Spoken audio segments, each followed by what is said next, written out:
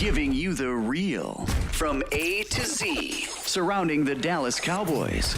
News, updates, rumors, transactions, takes, and more. So strap up, Cowboys Nation, and start your day off with A to Z Sports. Live with Will Steele. 3, 2, 1. Here we go.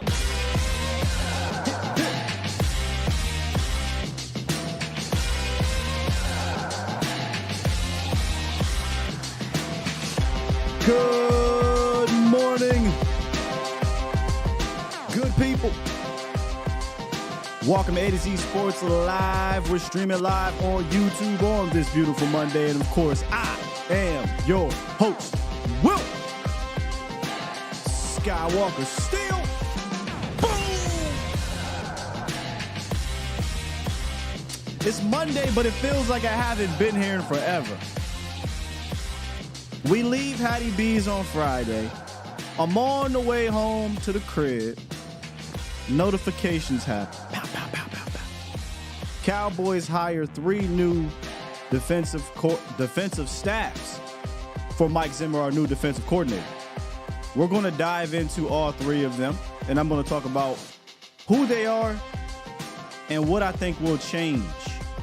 Yeah, we've been talking about a lot of changes with Mike Zimmer's defense. And, I've been trying to prepare all of us for that from a schematic standpoint, from a mental standpoint. And I think with these hires, at least 2 of the 3, you will see even more changes or more evidence that there will be changes on that side of the ball. All right. What's good, Bomb Squad? Bomb Squad! Before we get into that, no roundup today, by the way. Anybody watch that? I didn't watch the All-Star game per se, but I happened to be following the score. 200 points? Dude, just get rid of that. And I'm talking about the NBA All-Star game. Just get rid of the NBA All-Star game, bro. 200 points is ridiculous. These dudes had 100 points at halftime. Like it's over. It's a wrap. No one cares about the damn All-Star game. We don't care. They don't care. 200 points is absurd, man.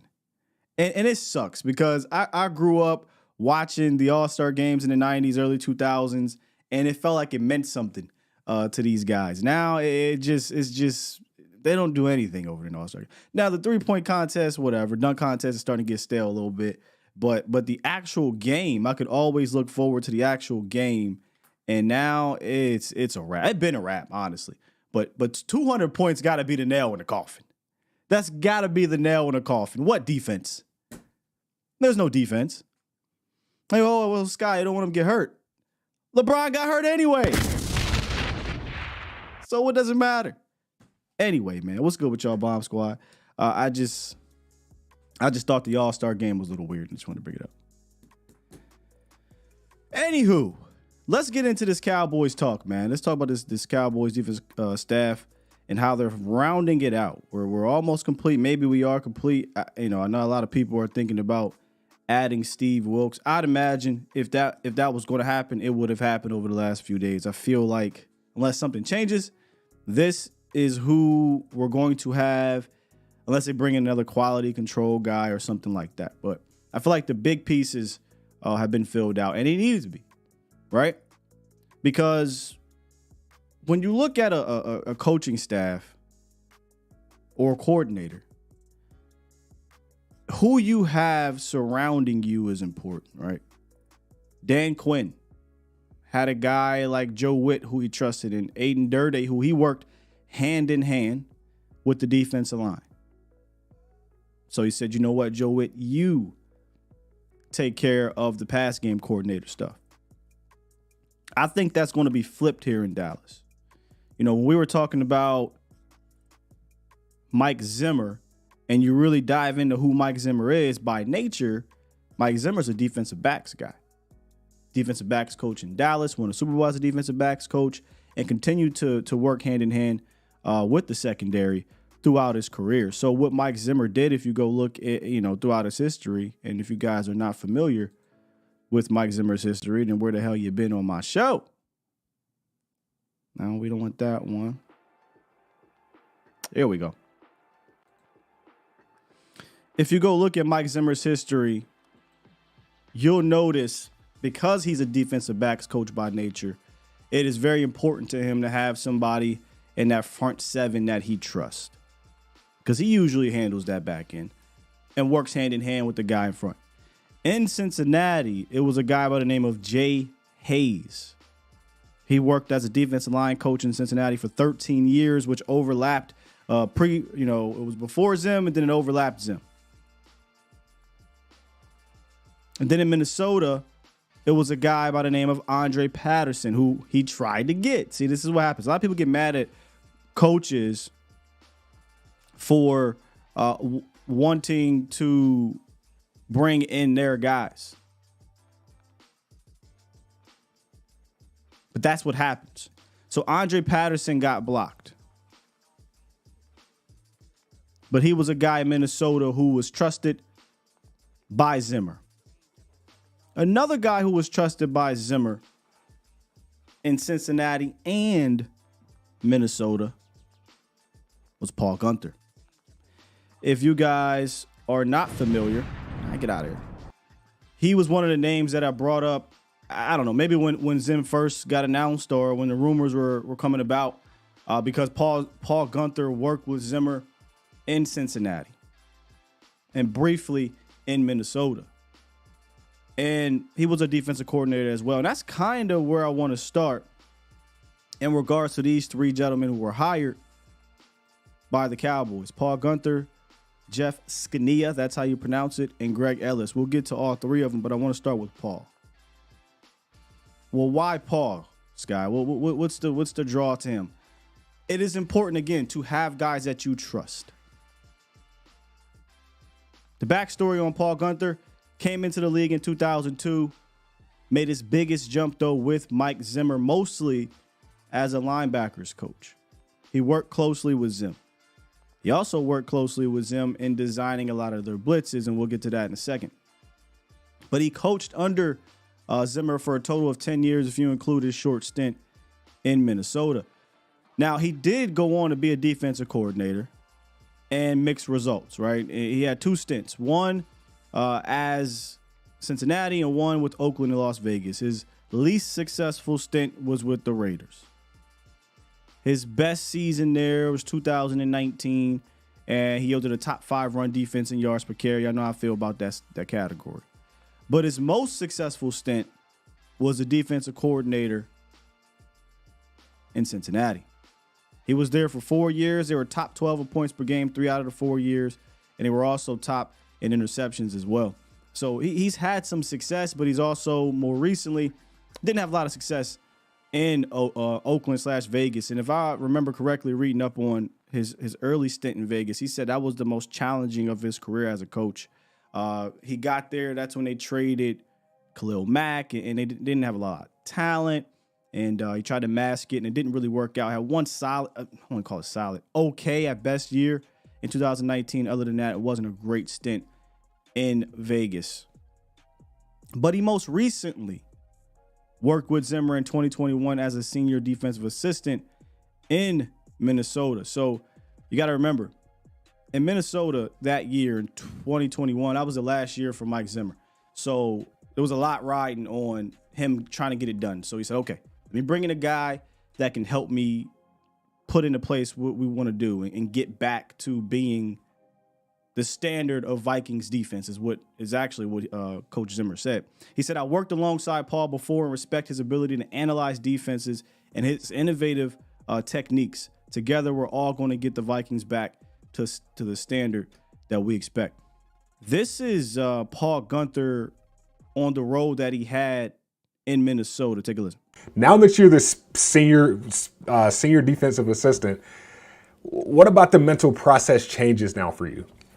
Nothing really. I told Mike that come here and help him win. I mean, whether it's working with any levels of the defense, a scheme, a situational thing, a clock management thing, whatever it may be that I can help out the team win, that's what I'm here to do. So obviously calling the defense for the last 8 years as a coordinator, you have a real good feel for, maybe some of the things that are problem areas or quick fixes that you need to fix on Sundays, or maybe during the week, something comes up that, hey, I've been through this before. It's an easy fix. Let's look at it this way. And it's a different set of eyes and ears and those type of things around the players. So that to me is what I'm here to do, whatever Mike asked me to do and to help this team win. So that was him just talking about the role there. He was just senior defense. This year's role is going to be a bit different, and we'll get to that in a second. But if you go back and you watch that interview, that was an interview with the Minnesota's social media team, I think it was at the time. He also talked about Mike Zimmer and holding these guys accountable. And one of the guys had asked him, about, Mike getting fired up. You pissing off Mike Zimmer and whatnot. And I like what he said about this, because we were talking about this in regards to Mike Zimmer. This is a technique type defense. This is a no nonsense discipline type defense. This is a defensive coordinator or coach who's going to hold you accountable. And Paul Guenther kind of alluded to a lot of that here. Oh, if he's doing the right thing, Mike's going to, pat him on and say, hey, you're doing the right thing. That's what you're supposed to be doing. But if you're not using, this is a technique-based defense, an effort-based defense, and so there's some things that are non-negotiable. So you have to be able to play the techniques the right way. And when the techniques aren't played the right way, that's when Mike goes off sideways a little bit. So, as a position coach, I may have to call down to the players, say, hey, calm down, go to the next play. You're only as good as your next good play. Don't worry about the last bad one. So that's what Mike's always been good at, whether he's been a coordinator as a head coach. He's been able to hold the players accountable, which I think is very important to be successful in the NFL. 100%. And that's like the buzzword right now, ain't it? That's the buzzword coming out of Dallas. Accountability. This coach, and not just him, but the others, will hold you accountable. This coach, meaning Mike Zimmer. And he's surrounding himself with guys who are going to do that as well. And when you go look at their stint together, they've had a ton of success, mostly in Cincinnati. When they were working together, they ranked 5th in yards allowed per game, 7th in rushing yards allowed per game, 4th in passing yards allowed per game, and 6th in points. It was a top 10 defense the entire time they were together in Cincy. And then we know what Zim did in Minnesota. He also pretty much followed that up by being a top 10 defense majority of the time there. And not just fancy numbers, but a legitimate defense that you knew when you played them, they were going to bring their hard hats. Then he took over for Zimmer in Minnesota, and Marvin Lewis kind of wanted to dial back things a bit. And what I mean by that is Paul Guenther was respected around the league as, and this is a quote, one of the top blitz designers in the NFL. And if you go and look at the quote from Mike Zimmer, he talked about how he respects his ability to analyze defense and his innovative techniques. And then you go look at their success. You're like, okay, it makes sense. These guys working hand in hand, and the success that they have working hand in hand. So Zim hires Paul Guenther to be the run game coordinator. We haven't heard run game coordinator on defense in Dallas in I don't know how long. So that goes to show me that they clearly know that they have to be more aggressive in addressing this situation. From a foundation standpoint, I mean. Yeah, you can go sign Hankins and you can draft Amazi and what have you and ignore the linebackers. But you can do those things from a personnel standpoint. But if you don't have the house built structurally sound, then it doesn't matter. And I bet Zim's looking back, sitting back and like, look, I'm a DB guy. We got DBs. I'm a DB guy. I'm not worried about that. But I got to bring somebody in here that can help me fast track this run defense to being a sound front seven. Because it wasn't. We talked about that. This wasn't a sound defense. It wasn't a fundamentally sound defense. So Guenther got hired to be that. He's going to work hand in hand with this next guy, the new defensive line coach, Mr. Incredible, Jack Reacher, Jeff Scanina. Hey, man, look, I don't remember him playing, and I'm a guy that remembers a lot of obscure players. So I don't remember him playing, but he played for 17 years in the National Football League. Won a Super Bowl with the St. Louis Rams at the time. That's a lot of experience. And it was Trayvon Diggs who talked about one of the main reasons why, he can relate more with Al Harris, because Al outplayed it. Al was similar to me as well, but Al played it. This is no knock on Coach Aiden Durde. Because Aiden played, but he didn't play like this. You know what I'm saying? This dude played 17 years in the league, and it wasn't just like I'm just some random dude. Nah, he's got some success. That's a successful career. And he still looked like he could play. Captain America don't get his ass out there at defensive tackle. We need your help, Coach Z. What about his coaching, Sky? What about his coaching? Enough. So most recently, he was with Washington for 4 years. He was an assistant for 2, and then he took over that room in 2022.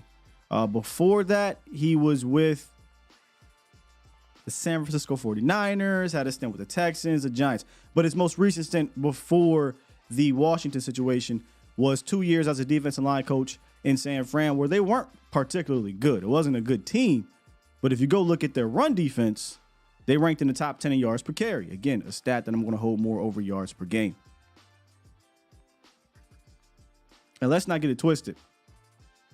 Old boy is cut from the same cloth as Mike Zimmer. Yes, indeed. Take a listen to Jonathan Allen, speak, and it's very briefly, just candid, talking about Coach Z. But then listen to a reporter ask Coach Z, "Hey man, what is something that you as a coach coming into this year you want to get better at?" Listen to this, man. Teaching a lot. You say he's relatively quieter. Coach Z, the complete opposite. I know you've been around Coach Z for a while, but this is your first off season with him fully having control of that room, it being his. What has he done to kind of help that unit? Man, he's done a lot. I think he's the longest tenure for a D lineman in NFL history. I think he's 19, maybe 20. So he knows football. He knows how to coach it. He knows how to play it. And he's energetic for sure, man. So we love playing for him. We love having him. This year as a coach, was there something specific you came into this season wanting to attack and see your group improve on specifically? My outbursts. Keep my outbursts down to a minimum. It's a work in progress. Listen, I'm trying to be respectful as possible to Coach AD. Okay. Let's be real. In a sport like this, it's like a combat type sport. It's very violent. And then if you're old school a little bit, you grew up, you have to have some type of authority figure that you fear a little bit. That's just reality. How many people really afraid of the Bond villain when he says, "Get your shit together, mate"? Okay, all right, that sounds a little disrespectful to Coach AD because they like Coach AD. You bloody bloke. Like, you know what I'm saying? Like, that don't really move me. But this motherfucker here, if Jack Reacher approach you and say, "Do as I say," and you don't do it, a little pep in your step. All right, let me go ahead and do it here. I'm just saying. That's all. No, in all seriousness, though, somebody close to the team in Washington, I was told that Scanina is a tough guy, but a good tough guy. And this is what I mean by tough guy. Let me read the quote that I was told about Jeff Scanina. "Intense, tough coach, takes no excuses, understands he needs to coach players individually to get the best of them, wants his guys to work as a team in the system to play off of each other, gets pissed off when they think they can do their own thing." That's a guy you don't want to piss off, Cowboy. I'm just saying.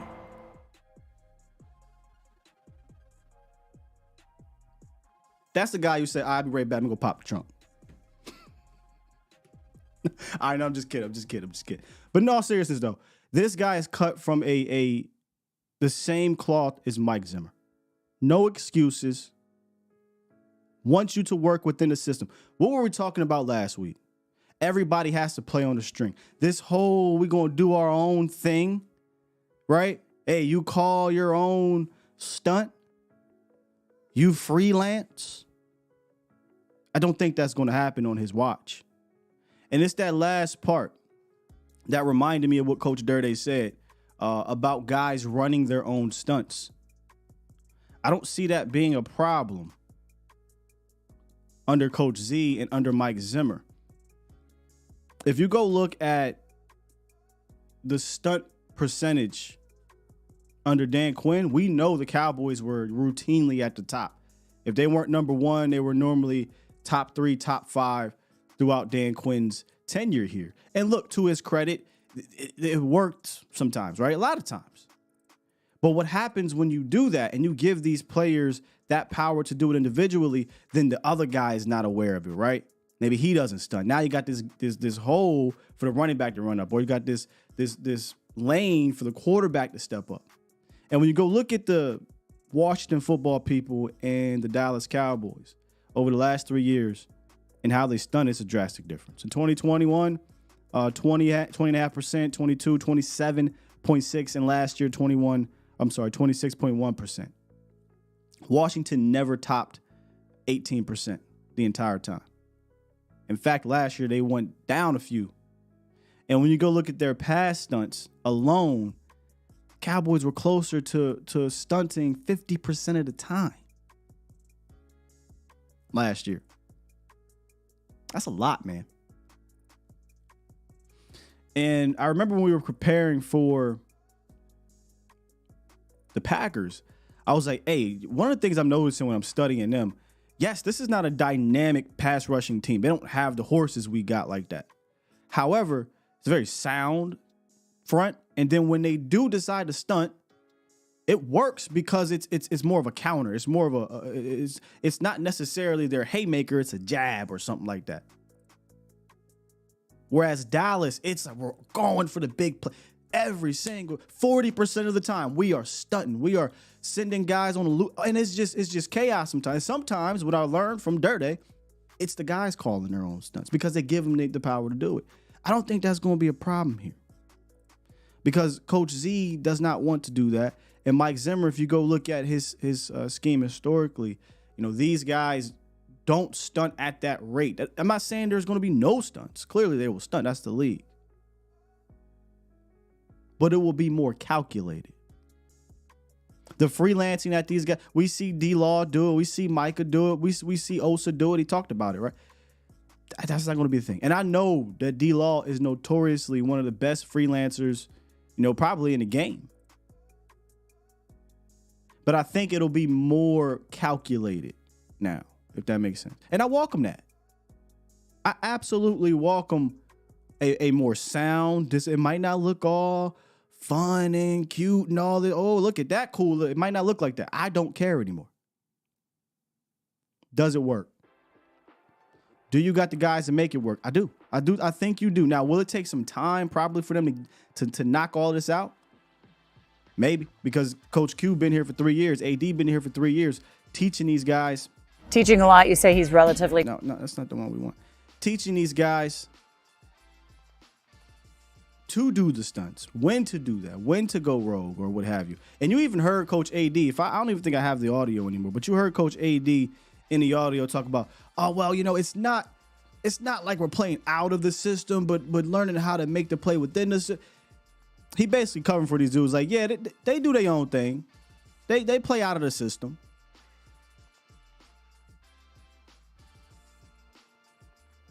Coach Z said, nah. We want guys to work as a team in the system to play off of each other. And if you guys remember the run defensive film we showed from Zim last week, that's exactly what it looked like. You didn't see dudes just jumping in gaps. You know what the perfect game is, Cowboys Nation? The perfect game to illustrate the Cowboys doing this, and it didn't work well at all. In fact, it was probably their worst rushing performance prior to Buffalo, Arizona. Go watch Arizona. I mean, you had dudes like Jonathan Hankins jumping in gaps out of nowhere. Well, it clearly wasn't designed to do that, but hey, man, we got the power to run these weird games. And I think that could be a reason. Y'all could let me know too, by the way. 351-999-3787. I think that could be a reason why, if you go look at historically, Zim statistically has had success against teams that tree of the Shanahans or whatnot. Statistically, I'm not saying every single time, but if you go look at the stats or what have you, analytics, he has success. And I think it's because they're more of a fundamentally sound defense, and you have to be against those guys. Think about it. You're talking about a whole bunch of window dressing. You're talking about a bunch of traps and pulls and pre-snap motion, snap action. There's a lot going on. But if you are confident in your fundamentals, you're not worried about the eye candy so much. If I'm not trying to jump into the B gap and I'm containing the outside, I'm setting it up for my linebacker to be able to run down the alley and make the play. I do wonder how long that's going to take for them to get that out of their system from the DQ era. Did it work? Yeah, I'm not saying that it was all bad. It worked a lot of the times. But when you went up against a team, at least last year, that knew how to take advantage of it, boy, did they. Did they. And throughout the week, we're actually going to talk about some other things that I think we'll see from personnel change. That if you look at the historically from Mike Zimmer, he'll add to this team. We'll talk about that too, probably starting tomorrow. But Coach Jeff Zgonina, 17-year defensive lineman in the league, been coaching defensive line for about a decade now. He will be the new defensive line coach. I look forward to it. And then finally, Greg Ellis. Now, Greg Ellis is being hired as an assistant defensive line coach. He was the head coach, I believe, around here, like Waxahachie, which is not that far from me. He was a head coach around here for 2 seasons at Sagu University, or not Sagu. I think it's a Christian school. And it sounds like Swaggle. But he was a head coach there for about a year and a half. He resigned in November. But he played under Mike Zimmer for 9 seasons, which is, I think, an interesting hire here. You know, he's just gotten into coaching, but he can kind of relate to the players and say, hey, look, I get it. Coach Zim a little, you know. But the end game is worth it. He got the best out of me. He got the best out of this player, that player. He knows what he's talking about here. I don't know who I was talking to, but when you look at Quinn's resume, and this is I am comparing a resume. Quinn's resume, if you really look at his defensive coordinator resume, Seattle Legion of Boom, won the Super Bowl back-to-back. Perfect, right? Great. Gets to Atlanta, never really put together that type of defense. So I really don't think he had a great coordinated defensive type of success in Atlanta, but he had overall team success, primarily from the offense. Dallas, boom, he did fantastic here in Dallas. So he's got 2 stints where he's been a really good defensive coordinator. But Zimmer's resume is not one to scoff at. So when he comes in here, I'm hoping that these players look at his resume and say, this guy knows what he's talking about here. Successful defensive coordinator in Dallas, Cincinnati, Minnesota.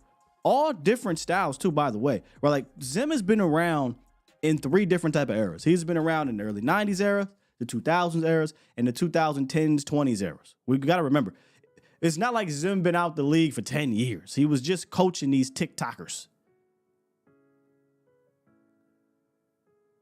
These snap facers. He was just coaching them. But with that said, Zim did bring up, hey man, I know things are different or what happened. It's going to be a different change in approach with some of these guys. And I think Greg Ellis could be a sound ear. Hey, Coach G, man, Zim on me today. Yeah, well, this is why he's on you. Boom, boom, boom, boom, boom. Trust in the process. He know what he's talking about. Hey, Coach G. Captain America about to hit me with that damn shield. I mean, I ain't got nothing for you, bro. I ain't got nothing for you, bro. But Zim has been extremely successful in this league. So has Mike Solari. What? They're not comparable, man. Mike Solari and Coach Zim is not comparable. Coach Zim's resume is out of this world. As a coordinator, Solari's the offensive line coach.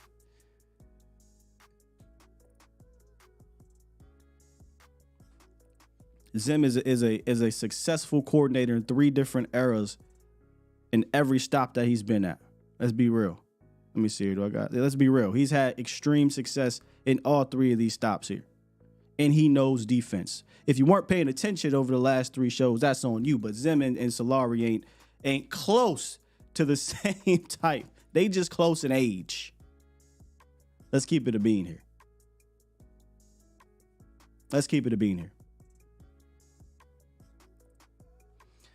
I almost brought up this video. Somebody brought up Micah and Zim. Zimmer was talking about Micah on the 33rd podcast or whatever. I'll probably bring it up another day. But it was interesting. That's what I'm saying. So these are the guys that Zim is bringing in to help him get his message out there. And now Jeff Z, Coach Skanina, has no relation to any of these guys. But I bet when he sat down with them, whether it be Zoom or in person, however they decided to do it, he probably resonated with them. And I get it, right? Because Coach Zimmer comes from a tough note. He comes from that era. And while Coach Z is not old in that manner, he has that kind of toughness that I think you need to have up front, to be honest with you. And we talk about how important it's going to be for him to have that trust in the front 7. Between Paul Guenther, Coach Z, and Greg Ellis, I think what he can do is trust that these guys, Paul to put together a sound run game plan, Coach Z to coach up these guys, and Greg to obviously learn behind Zim, behind Z, and be a soundboard. And obviously he played too, and he played well. A lot of people forget, Greg Ellis gets a bad rep because of the whole Randy Moss thing. Clearly, Randy Moss, we should have took Randy Moss, but Greg Ellis had a successful career in Dallas. He was 3rd all time, in Cowboys history, or is 3rd all time in Cowboys history in sacks, if I'm not mistaken. Pro Bowler, comeback player of the year. He has an extensive resume here, and a good one. Wasn't Randy Moss, but it is what it is. So I do think these are very sound and solid hires. To me, I think Guenther could be the most important one because he's going to have the task of drawing up ways to stop the run. And he'll also probably be in Coach Zimmer's ear in regards to the blitz packages. Again, if you guys weren't here at the start of the show, Paul Guenther was renowned around the league, or respected around the league, as a guy who was really good at drawing up blitz designs. Not saying the double A gap thing was his or anything like that, but he helped with some of these exotic looks with Zimmer. Zimmer obviously, took that to Minnesota, and then they didn't see a whole lot of it in Cincy. They still had good defenses, but from my research, it sounded like Coach Marvin Lewis wanted to dial it back a little bit. They didn't want Paul Guenther to be as exotic and as aggressive as Zimmer was. See, Marv said, "Hey Zim, do your thing. You got the skins on the wall." That was Paul Guenther's first shot at defensive coordinator, so you kind of got to acquiesce to your boss. So I'm not going to use the word excited or anything, but I'll say interested or interesting, and these could be plus hires. Now, again, if you're one who is saying, well, what about Steve Wilks coming in as pass game coordinator? I thought about that too, and I kind of still think about it. But when you go listen to the press conference from Mike Zimmer, he told you, hey, look, defensive backs, that's my baby, right? That's what I do. That's kind of how I came up in this league, and he still does that. Again, I said this when we were breaking down the film. He gets a lot of love for the double A gap, split muck fronts, because that is like a staple of Mike Zimmer. But I think the real devil in the details with Zim is his coverage, is the disguises that he does with that. I think that for me is 1A and the double A gap thing is 1B. So I think he's going to handle the pass stuff, and he's going to allow Paul Gunther, Coach Z to deal with the run game stuff up front and make sure that these guys are a disciplined, sound defense. 100%. Now, y'all remember also in that press conference, I told you I couldn't find it when we were talking about it last week. When Christy Scales asked that question, Coach Zim got a little, yeah. I found it. I knew I wasn't crazy. Y'all, look at Coach Z. Or not Coach Z, Coach Zimmer. Look at this. Christy Scales, 105.3 The Fan, Cowboys Radio. Hey, Christy. Hi, Miss Parker. That's exactly what it sounded like. Try to riz up on Christy Scales. Hey, Coach Z, Zimmer. Relax, bro. Relax. Can't be risen up on Christy Scales, man. That's scoop. She give us the scoop on game day. If y'all know who Christy Scales is, just go look up Christy Scales. They probably around the same age. He was just feeling a little, But you can't be doing that, Coach. Hey, man, you can't be doing that, Coach. Anyway, when it come to my ranch, Christy. Does this mean Mozzie is off Weight Watchers? I hope. We're going to have more conversations on that position this week. So, again, this is the beauty, the gift and the curse of having a new staff is the old guys ain't they guys. But here's my problem with this whole thing. I definitely think Zim is a plus hire, quality hire. We're going to have to prepare our brains for some things that are going to be different, number one. And we talked about that schematically and attitude. But we'll also have to understand that, for me personally, I don't think this is a situation where we can be counting on development. And that sounds so contradicting to what the Cowboys do. We are draft and develop. You got a head coach on a 1-year deal. You got a coordinator who, it doesn't matter how long he's on the team for contractually. If they fire the head coach and they bring in a new head coach who wants a different guy, that's a wrap. So this goes back to the things, months ago. Last month, I would have rather moved on completely and let this new coach do what he wanted to do so we can, if we're going to draft, we have time to develop. I don't think the Cowboys got no time for that. So whether they want to put weight on Mozzie or not, whoever it is, whether it's a draft class, whether it's a 3rd-year guy, whether it's a 4th-year guy, it don't matter. If they are not viewed as a guy that can get out there, run the system, and be productive, we have to look to put somebody else out there for 2024 and say, hey, well, you can continue to develop, because we don't have the time to. We can't Schoonmaker you this year. And what I mean, or Mozzie, let's be honest, both of those dudes, we can't Mozzie and Schoonmaker you. Like, oh yeah, we'll throw you out there, you're developing, no problem. No, because you really didn't get anything from those dudes. Can't afford that this year. So I'd imagine he puts on the weight. We'll see if that's enough. I don't know if it'll be enough, but because he's got other things he's got to work on, and that may take time. You look at a lot of these defense, the Dexter Lawrences, the Quentin Williams, like they weren't these all-pro guys, these top-end type guys for a couple years. So, and we ain't got a couple years. So that's just something I was thinking about.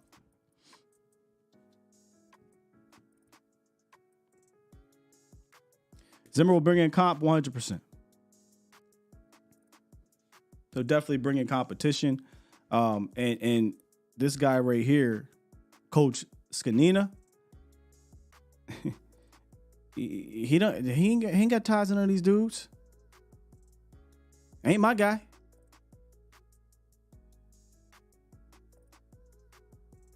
shit, Coach Zanina probably way more than Mozzie right now. I mean, keeping it a bean.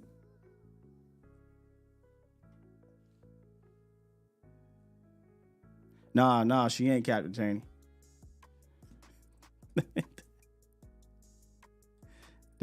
That's exactly why he hit her with that "Hey, Miss Parker." Brand management, though, at its finest. Christy Scales, 105.3 The Fan, Cowboys Radio. Hey, Christy. Hi, Miss Parker. Ain't finna get me in trouble.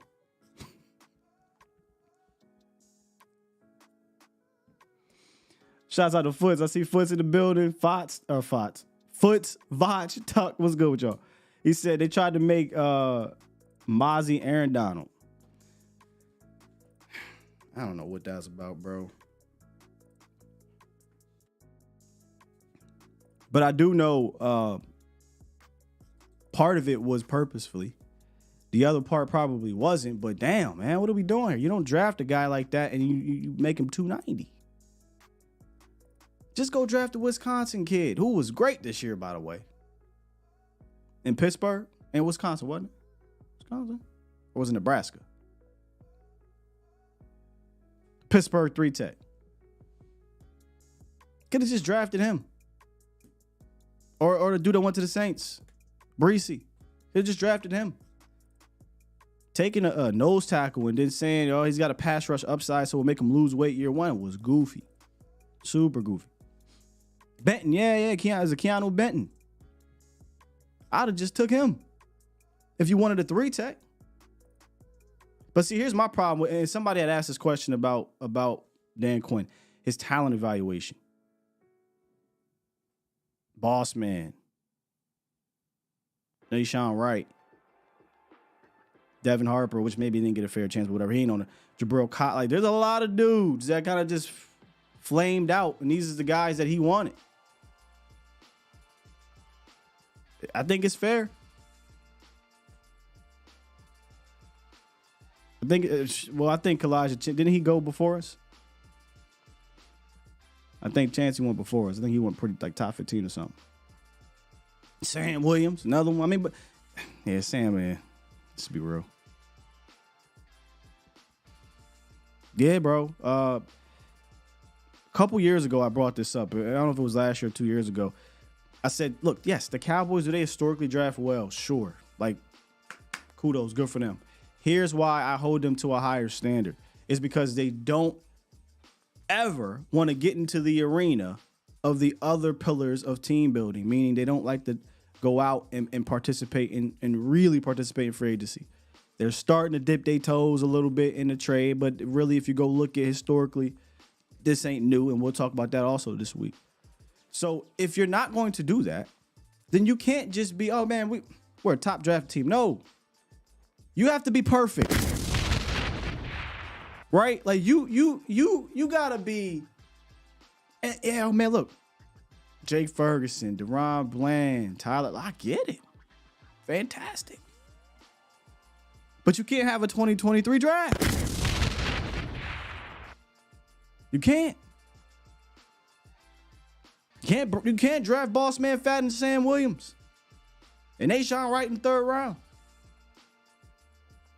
Can't trade Amari Cooper and use the 5th round pick on a dude with a broken shoulder. That's just facts, man. They draft well, but they have to draft better, and that's a crazy standard to have, but it's the truth. Because they don't participate in those other areas. And when you go look at these other teams, they do. That's just facts. Oh, Scott, they don't draft well. Okay, and? You know what they say is, maybe we don't draft as great. So let's go sign guys. Maybe the Cowboys should say, all right, maybe this drafting thing by itself ain't gonna do it. So maybe we should go do other things. But I'm just gonna be talking in circles. That Eric Scott trade up, Tuck, in when you go look at the draft picks for this year, that one sucks because you don't have a 5th round pick. And you might say, that's just a 5th round pick.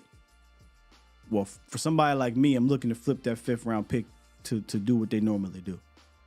Now you ain't got it. And now Eric Scott just riding the bench. And it don't look like Eric Scott No offense to Eric Scott, but if you bring back Gilly, right? Say you take a corner in the top 100 picks, maybe in the 4th round, 5th round again. Now he's competing with that guy. Barring injury, come on, man.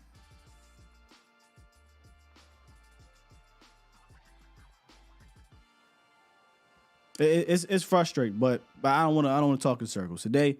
It's about these guys: Paul Guenther, Jeff Scanina, and Greg Ellis. For me, Guenther and Scanina are the two most important hires.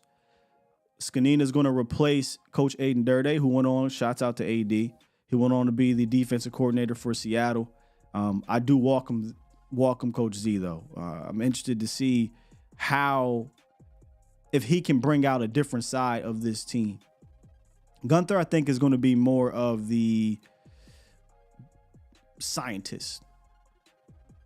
I think he's going to be more of the mad scientist behind the scenes, drawing up game plans and helping out Coach Zimmer in that manner. And honestly, he's probably going to be helping out whether he likes it or not, depending on what Coach Zimmer wants to do here. The linebackers coach, McCorley. Because there's going to be a different demeanor in how these backers are going to have to play in this scheme. And it's just not something that McCorley has dealt with here under Dan Quinn or let's just say under McCarthy, because McCorley was here when they had Mike Nolan. And there's going to be a different style of backer I think they will welcome into this team. But we got more on that tomorrow. Got a good one lined up.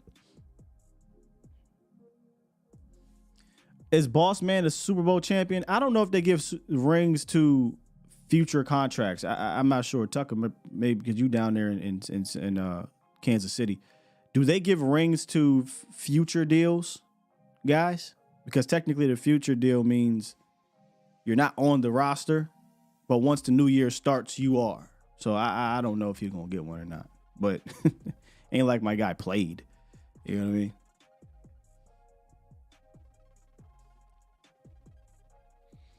One of Nick Bolton or Zaven Collins. Look, let me tell you about that draft.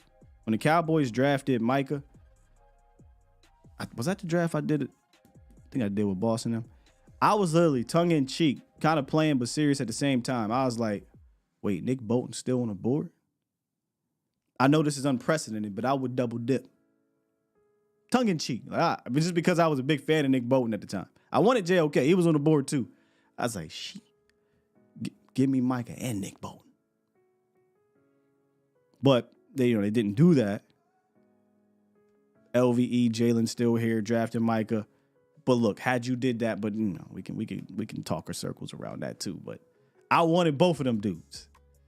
Micah, JOK, and Bolton were my top 3 linebackers in that draft, and they all were available when the Cowboys pick. How crazy? How crazy?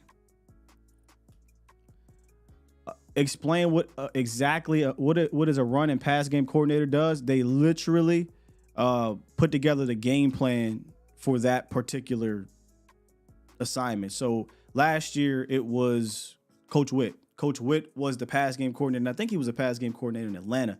And I'm pretty sure that's why Dan was okay or fine with him being a pass game coordinator in Dallas. So they put together the game plan against these offenses, right? Against the pass games. And that makes sense for Dan Quinn to have a pass game coordinator because Dan Quinn is a defensive line coach by nature. He groomed Coach AD to be a defensive line guy, but he also, you guys remember, if you go to camp, if you're at the Star, if you're at down there over there, I should say, in California and Oxnard, or just the pictures you see at some of these practices, Q is working with these linemen because he's a line. That's his forte. So Witt, hey, you draw up the pass game stuff. I'm going to handle this stuff up front. I think we're flipping it for the first time. And again, I don't know how long. Maybe somebody can tell me when's the last time the Cowboys have had a run game coordinator. I don't know. So I'd imagine this year is, hey, I'm a DB's coach by nature and Mike Zimmer, so I can handle that. I told you, I personally think that's where it really get fun for Zim. He is the disguises and all that. I like it. So that's where Zim is going to take care of that. So he needs a guy to handle the run game stuff. And maybe, just maybe, he's not dumb too. He's sitting back and he's watching the Cowboys run defense and he's like, what is this? Not that it was porous to the sense of from the numbers, but just from a fundamental standpoint. I rewatched the interview again, the press conference, and a lot of things stuck out after like the third, fourth time you watch things.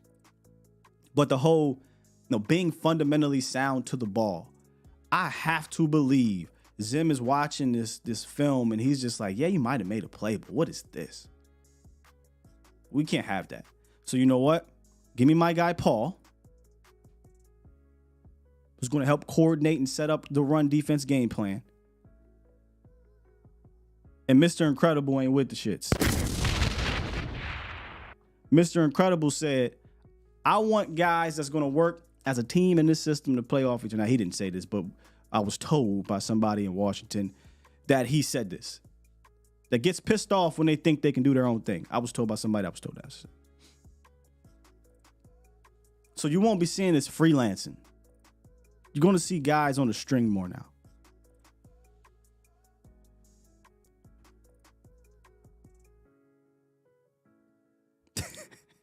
Hey, Foots, you gonna learn real. Foot, you gonna learn real quick in this chat, bro. They're not gonna let you live with nothing like that. So Foot said, I love Gunther handling the box.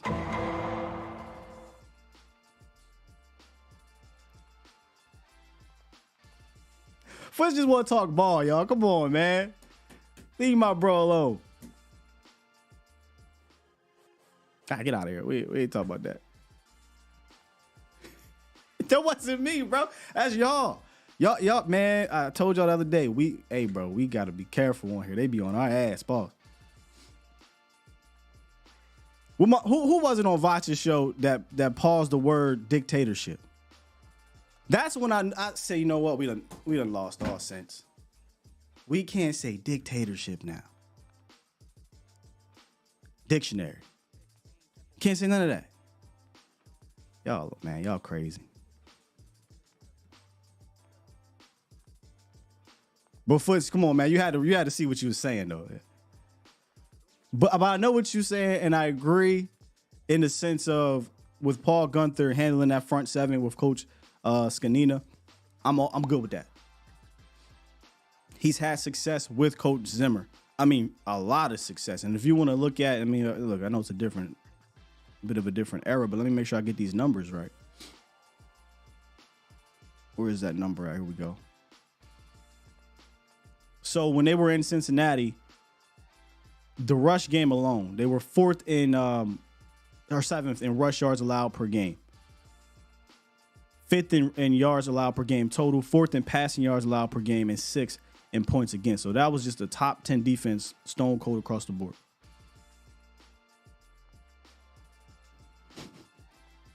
Hey, Professor O, no free sponsorships, man. James, so we got to say tatership now. Oh, what is going? Who was that? This is a tatership is crazy.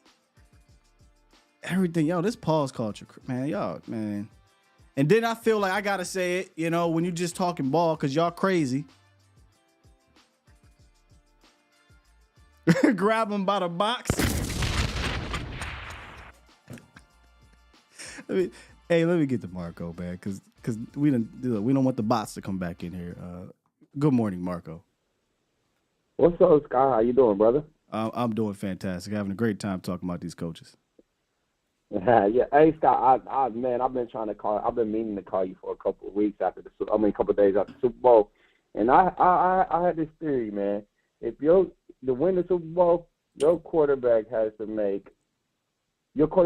be able to make off schedule plays like Mahomes, or there's no way you're gonna beat Mahomes. Good luck beating that guy. I'm even past beat. Yeah, it's gonna be hard for us to beat that guy. Shoot, I ain't talking about us. I'm talking about the league. You remember the days where and this is real stuff. If you don't watch golf, they would ask, "Hey, are you taking Tiger Woods or the field?" And everybody be like, "I'm taking Tiger Woods." That's how I feel about Mahomes, bro. Are you taking Mahomes or the field? I'm taking Mahomes, bro. I just am. Bro, I mean, Scott, I just say, and I know you know that how I feel about Dak, but I'm saying it's time to. I'm not trying to. I don't think we should. Me personally, I think we should let this year play out. But I think we got to try to. I was even thinking, man, maybe if they're willing to trade Fields, man, you got to get a player that's dynamic, bro. And I don't know about Fields, man. Yeah, just about. I don't want Fields personally, but I'm saying like a player like him that can get like Mahomes was like they was right there at Mahomes like Bosa. But you got to be able to fill that pocket and be able to move. I just feel like my boy. I mean, I feel like Prescott just don't. He used to be that like real athletic before the injury, but I just feel like Mahomes was like Bosa is right there. And Mahomes is not athletic. Mahomes is very much like Dak Prescott when it comes to running. These guys aren't dudes that they're scared about. Oh my God, he's gonna, hit you with all these crazy moves or all. It's just they have very similar escapability in my opinion. But Mahomes is why are we even talking about compare anybody to Mahomes? Like he's a whole different alien. Like if you try to find somebody to be God like Mahomes, good luck. I mean, what are we doing? God, I'm not trying to find Mahomes, but I'm even saying Purdy was making for him to be able to make. He didn't make all the plays, but he would have to make a lot of off-schedule plays to even have a chance. Dak Prescott making off-schedule plays is not an issue. Dak Prescott makes tons of off-schedule plays. He did it all year. That was one of the things that he wanted. He needed. I mean, that's what you called and talked about. Hey, in order to beat Mahomes, you need to make off-schedule plays. Purdy made off-schedule plays. It didn't matter. Josh Allen made 1 million off-schedule plays. It did not matter. What helped Mahomes win wasn't just his off-schedule plays. I mean, he does that a lot. What also helped Mahomes win was having a defense that could shut things down and a coach that can help Mahomes as well. So, it's not just Mahomes making off-schedule plays, in my opinion. That is why he won the Super Bowl. Mahomes is amazing for off-schedule plays. I wouldn't even put it at the top.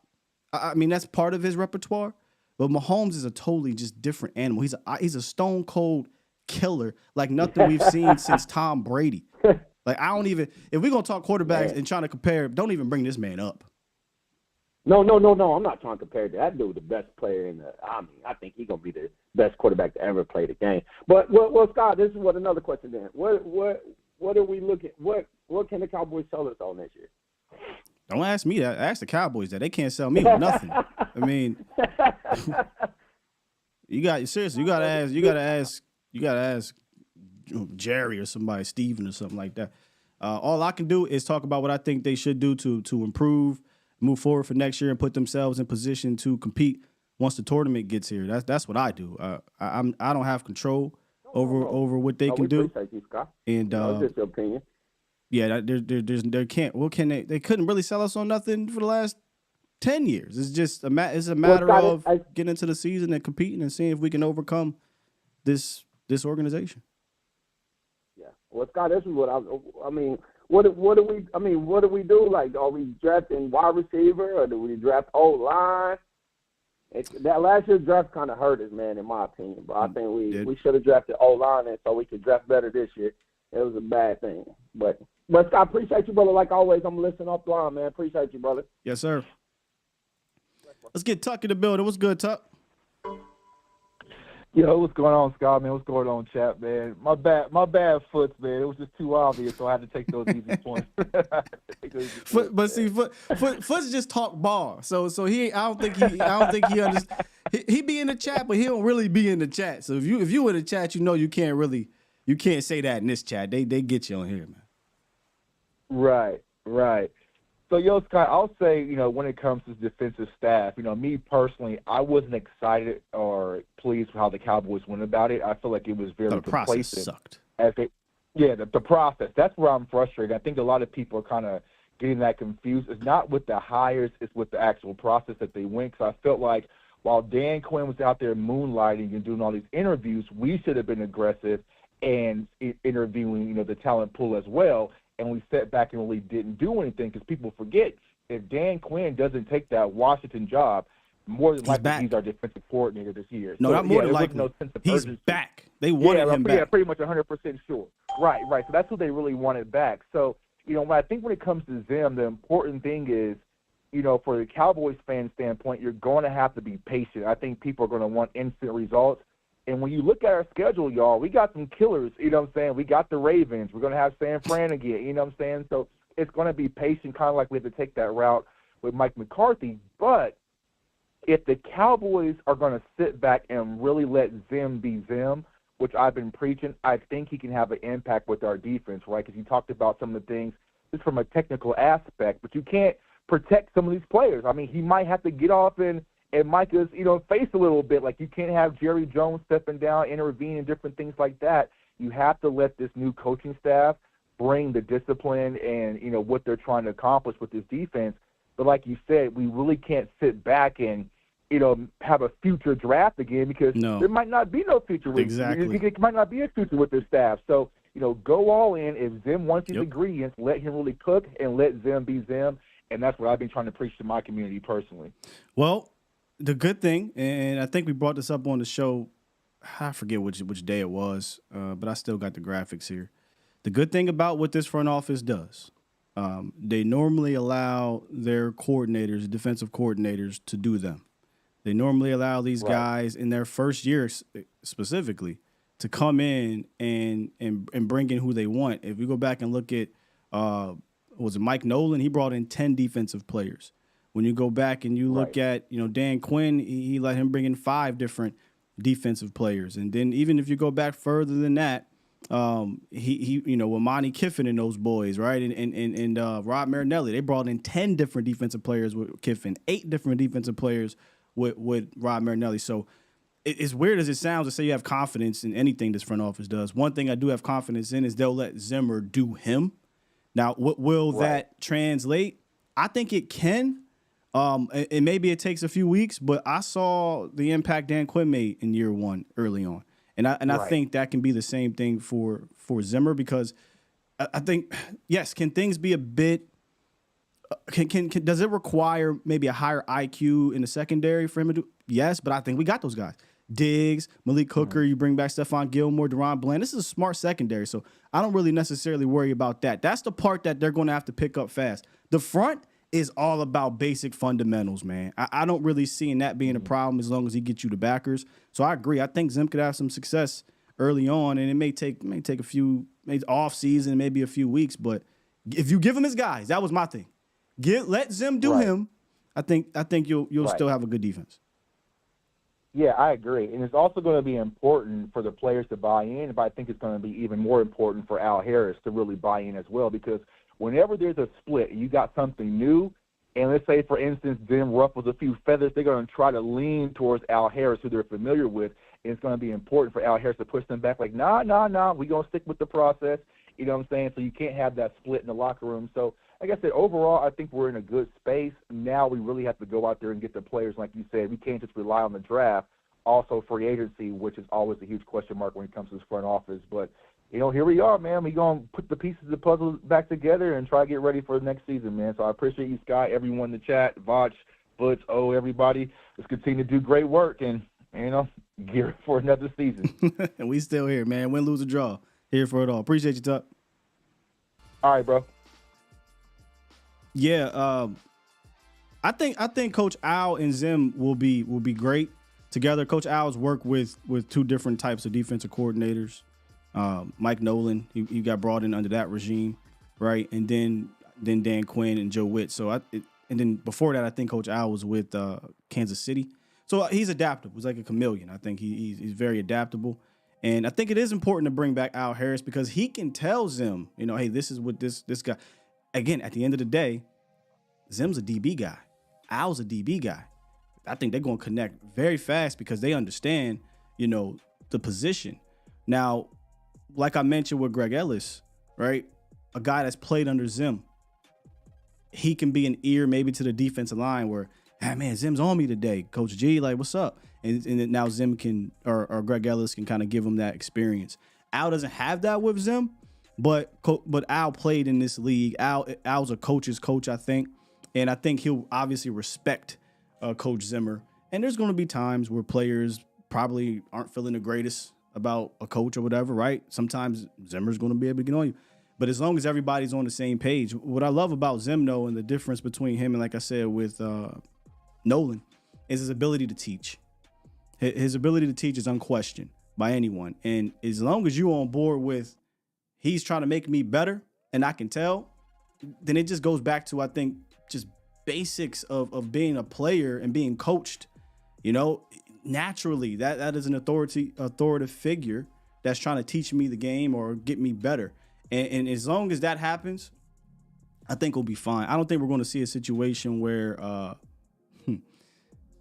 Jane Slater is coming out talking about players in the locker room don't like this coach and that coach, and it was a whole big deal. I don't know if y'all remember that in 2020. It was a whole big deal. And it came out, one of the main things was they not teaching. They can't coach. We won't hear that from Zim. So I think we should be okay with that, in my opinion, from the locker room. If something comes up, Zim ain't afraid to go to and say, let's rap, man. What's going on? And you need that. There's nothing wrong with some confrontation. We talk about that, right? There's nothing wrong with it. As long as that confrontation is met and we have we come up with some type of solution from it. We don't want this thing, this new day and age, these free me on Twitter and all this stuff. We don't want it to do that. Come holler at me. Good morning, Banks. Guy, good morning. Man, as far as the coaching house, man, I'm good with everything, man. You know, I'm guessing now we're not gonna get the coaching change we need on the defensive side, or more to say that we won't. You know what I mean? And that's McCurley, the linebackers coach. Get relieved of his duties, but I think Coach Gunther is going to work with those guys too, though, and I think Coach Gunther is going to work with and Zimmer. I think they'll win out on whatever it is that McCurley is trying to. In fact, I think McCurley is going to have to teach what those guys want him to do, or want them to do. So yes, I wanted a new coach, but I think Paul Gunther being a linebackers coach in this day will help with that. I just hope that you remember when we had George Edwards here. George Edwards was technically the senior defensive assistant here, if I'm not mistaken. But guess where George Edwards was at? He was in the linebacker room. Oh. He was running the linebackers. Yeah. But guess who had the title? McCorley had the title. So I'm hoping it's like that. But maybe we'll see, you know, hey, man, sometimes, you know, it could just be the players, man. You know, I don't want to say they made them look bad, but you know, it could be a mixture of everything, man. Just it's hardly one thing for sure. But when you see that, you know, just speaking of McCorley, but like his resume to me is not one where I say I don't want to upgrade from, or it's crazy to think about an upgrade. He doesn't have some amazing resume as a coordinator. In fact, as a coach. In fact, he's only worked under one person, Mike McCarthy. So you know. So man, we'll see it is, man. But I'm like Tuck, man. As far as the, you know, he touched on the kind of the process of everything when, you know, and it was a little frustrating, you know, kind of when Dan Quinn was going through his interview. You know, why not interview a few guys? You know, if you know, just in case, you know. And I know and I understand. Hey, Dan, you know, they still, hey, if he don't get the job, you know, we're gonna stick with him, but you also got to look what if he does get the job? So, you know, why not get that process on the road? They should have fired him. I mean, that's just that's the problem. They scared to do that. Because if you would have fired him after the game, at some point, you would have been able to have a whole month leg up on the coordinator search. Instead, while he's out there whining and dining and getting the red carpet shown to him, you got to keep waiting and waiting and waiting. Right. And guess what? Now he's the last of the coaches to be hired, and you're left with every other team filling their coaching needs. So if you would have fired him, that would have been cool. But they didn't do it. because they wanted him back. That's the thing. They wanted Dan back. They were banking on Dan not getting a head coaching job. Crazy. Yeah, and that's even crazier to me that they even want him back, man. You know what I mean? So it's almost like thank God that the other guys didn't want to go to the Redskins, Ben Johnson and the guys that they really wanted, didn't go to the Redskins. So, they kind of came through on that. So, yeah, because I was like fire everybody, McCarthy, Dan, just wipe the slate clean and just start over. So, but yeah, you mean you got guys like one of them had to go. Ben Johnson and Bobby Slowick out there, Mike. I mean, you had some pretty interesting, names and coaches I would have liked to bring on board, but yeah, absolutely. I'm just, but I just said, man, somebody got to go. There's no way we could have ran that back with McCarthy and Dan. No, together. Still not after how they played in that game. There's just no way. Not after that. Not after that, man. So, I was just on the move. Some people don't like the Zimmer hire, but I'm like, man, whoever we get, McCarthy is on the lame duck year. Whoever we get could possibly be there just for 1 year, because this could be it for, all of them. So, just bring somebody in, somebody different, and just, we see how it go, man.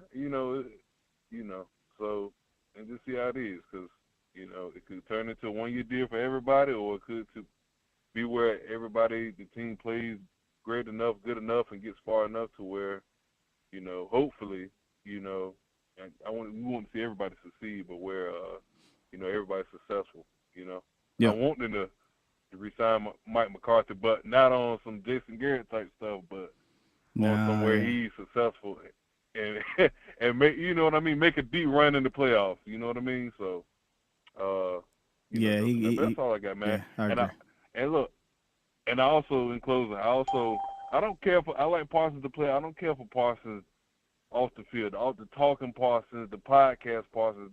I don't care for that, but I do like how he kind of went at Stephen A. Smith on his pod, kind of defending Dak and saying, it's on the defense, such and such. I kind of watched that recently. I know a lot of touched on it, but I did like what he did on that though.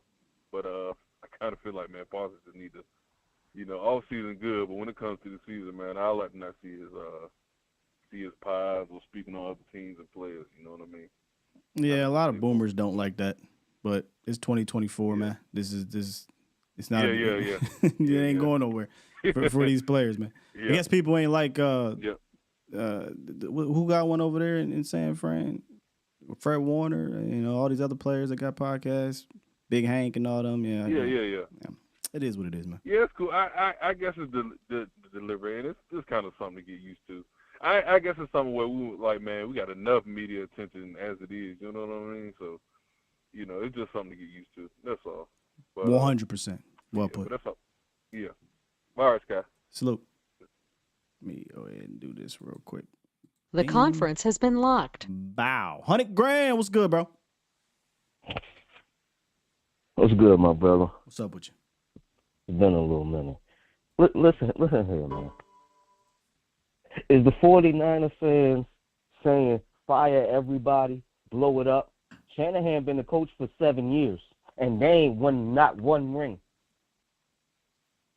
And Shanahan been the coach for 7 years. Ain't nobody saying run him out of town like they doing Mike. Our fans is bleep. But listen though. It kind of is. Listen though. It kind of is. It's a little bit of now they are after 7 years. Now they're like, yo, let's get Shanahan out of here.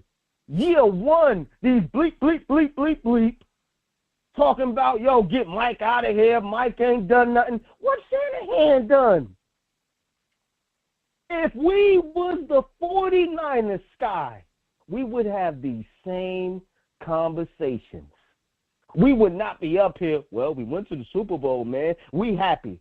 Stop with all that crap talking about y'all going to be happy if we make the NFC Championship game of the Super Bowl and we lose, because you're not. You're going to be still up here talking about Dak sucked. It was Dak's fault, blah, blah, blah, blah, blah. Man, stop that, bro. Stop hiding under that umbrella talking about, yo, if we make the NFC Championship game, we going to be happy and praising Dak, because we not. Is that what you're seeing out there in these streets? Yes, everybody's talking about, yo, we can't make a deep run. We can't do such and such. Let's make the NFC Championship game. Let's make the Super Bowl. If we go to the Super Bowl and lose, y'all still going to be like, y'all still would have been like, yo, don't pay Dak. It was Dak's fault. I'm just curious, who are you talking to? Like are you talking Cowboys fans? The Cowboys fans talking about, yo, we can't make a deep run with Mike and all. You ain't talking about like us in this chat, right? Because I don't see that in here. You talking about like on Twitter and stuff, like in Facebook and all that, comments, YouTubes. Yeah. Okay, yeah, because I'm like, did somebody in this chat say we good with an NFC appearance or something, and we good with a Super Bowl? Because I don't think that's here. Like we understand this is a Super Bowl or bust situation in Dallas. So you must be on the internets and people is just like, oh, we'll be happy with just participating, and that's kind of getting to you. You know, it's just like, come on, man. Dak can't get it done. Dak this and that. Oh, that's a different discussion. Somebody, your other caller, yo, man, Mahomes make clutch plays. Dak been doing that for 8 years. What are you talking about? You just saying that because we ain't make a deep run. That's why you're saying that. But if you watch the games, Dak been doing that for 8 years. Dak been putting the team on his back for 8 years. What are you talking about? Like, come on, man. Mahomes ain't do nothing. It was the defense. That whole first half, Mahomes was trash. I had the Chiefs. And I was like, Mahomes, what's up, bro? Y'all so disrespectful. It comes down to clutch plays. He made a clutch throw and a clutch run when everything was all open for him. And, oh, Mahomes the greatest. Mahomes ain't come on, man. Y'all got to look at the game, man, and stop looking at all the fourth. Oh, Mahomes is the greatest. Mahomes is great. Look at the game. Look at that game and tell me, bro, what the frick did is Mahomes happening? put the team on his back? Bro, what? You don't understand where I'm coming from. You don't understand what I'm I saying. just feel like you addressing some stuff that I ain't even bringing up. But wait a minute now, brother. What are you saying? No, because your last caller was like, yo, we need a quarterback like Mahomes to make clutch plays, and Dak Prescott can't do it. So that's where I'm coming in with that. Like, yo, what are you talking about, bro? Like, Mahomes. But what is you talking about, though? What is that defense? You saying there. Mahomes ain't like that, though? It's one. Like, two things can be true. Mahomes is a killer, but the defense also balled too. Mahomes is a killer, but Andy Reid is there to help too. Like, we don't gotta separate everything, bro. Like, Mahomes is a motherfucking a lot of people do. A lot of people do. They just say, man, Mahomes, man, and they don't give that defense no credit. Like, that defense didn't do anything. Ain't do shit, though, but Mahomes did do shit. No. What I'm saying is a lot of people just give Mahomes the credit. Man, Mahomes, he's the greatest. Mahomes, this and that. Dak Prescott can't do it like him, or any other quarterback can't make clutch throws like that like him. It was the defense. Like, that defense didn't show up. Like, that defense didn't play. Yeah. Like, that team game. Like, that defense didn't shut them down in the first half, which kept Mahomes in range. But the tone, it sounded like you were saying everybody saying Mahomes is great. He ain't, though. That's kind of what I got from it. I was like, oh, I mean, shit. But Sky, there's games where Mahomes didn't do nothing. Just like when Josh Allen beat us. Oh, sure. Josh Allen didn't beat us. That was the running game. And in that Super Bowl, didn't Mahomes not have a running game that he leaned on? Come on, Scott. Hey, let's be real. Did he not have a running game that he leaned on too? Nobody, no quarterback is gonna have a perfect game every game, my nigga. I mean, it's gonna be like, what are we talking about here? I got you. Because, bro, like, what are we doing here, bro? Did you not see Patrick Mahomes in the fourth quarter of that Super Bowl? That's the greatness part. He wasn't great for 3 quarters, right? Defense kept him in, and when it mattered to go down there and get points to win the game or tie the game, he did that. He made clutch plays, ice cold, stone cold killer, and been doing it for years. I don't get why we got to diminish what he did because the defense also played well. But let me tell you something right now. If the shoe was on the other foot, I don't think you'd be talking like this for Dak Prescott. If Dak had a first half like that and won the Super Bowl, telling me everybody wouldn't be. What are we doing? I could care less if Dak had a first 3 quarters like that and he drove down and won the Super Bowl. I don't even think you'd have this same energy if it was Dak Prescott on the other foot. You'll be talking about how great Dak Prescott is. You wouldn't say Dak Prescott ain't do shit. You wouldn't have said that. What are we doing? You guys are crazy. You're crazy. Patrick Mahomes is a goddamn killer. Oh, man. But he got the defenses there to help him out. Tell me when Patrick Mahomes wide receivers was dropping all them passes and all this and that, they blamed it on the receivers. They didn't blame that on Patrick in the beginning of the year, did they? But when Dak Prescott's receivers drop balls, why are we making this about Dak, they blame it on Dak. What are we doing? Because this is a Cowboys channel. Bro. So you I was laying it back. You know that commercial, Captain Obvious. We know that the media. I don't give a damn about that no more, bro. This ain't you on the wrong show. I know what the media does and how they pertain to Cowboys and Dak and all. I don't care. I don't care. So because they did the right thing by saying, hey, MVS dropping balls, we're not going to blame on the quarterback for dropping the ball. That's the right thing. Yes, do we want the media to be held to the same standard here? Like Micah said, everybody be fair? Sure. It ain't going to happen. And I'm not about to be up here whining and crying about it because that's never going to change. So how about we just get it the hell done? That's all I care about. Get it done. That's what I'm at with it, Scott. But when you got callers calling up here talking about, man, we need to get Justin Fields. Okay. That's what you're talking about. So that you talking about Marco. That's Marco what don't like that, call. bro. Yeah. What? it's $100,000. He don't like the guy. He wants him up out of here. And you got a lot of fans. That's what I'm talking about. Bro, that's what I'm talking about. I hear you, $100,000. Fans in San Francisco don't talk about get Brock Purdy out of there. They put some fans like that too. But I hear what you're saying. Okay, how many fans talking about let's get Lamar up out of there? What's Lamar playoff record? How many people saying get him up out of there? They pissed off at Lamar too after that. I don't know. I don't follow their fan bases like I follow the Cowboys. We know how divisive we are. You know, half the fan base hate them, half the fan base like them. That's just facts. It's a team, bro. And that's all where I'm getting at. It's the team. Yeah. The nation don't understand that it's the team. And it don't matter how far they just blame it on the quarterback. And nobody's talking about the running game and how we need to get a better run scheme in here. What do you besides mean? You talking about it. Bro. Besides you talking about it, but the fans that's in the chat and all that, the majority of them is, man, that's Dak. We need to get another quarterback in here. That's Dak. And due to the coordinators thing, I understand why they waited on Dan because they like consistency. If you bring a young dude in here, then we gotta grow from the growing pains, Sky. You know that. Same thing with Kevin Moore. In closing, $100,000. You think a young guy gonna come in here and just hit right away? Year one? The odds. I'm not saying it can't happen, but the odds on that is crazy. You know that. Nah, I don't know that because Dan Quinn did it. I'm talking about a young coordinator, Scott. Like everybody wanted these young dudes, the defensive coordinators. Yeah, they wanted a young defensive coordinator right out the box. They wanted a young, fresh guy to come in here and just do it. Now, if Jerry said we're gonna get a young offensive coach and a young coordinator, but that's starting over though.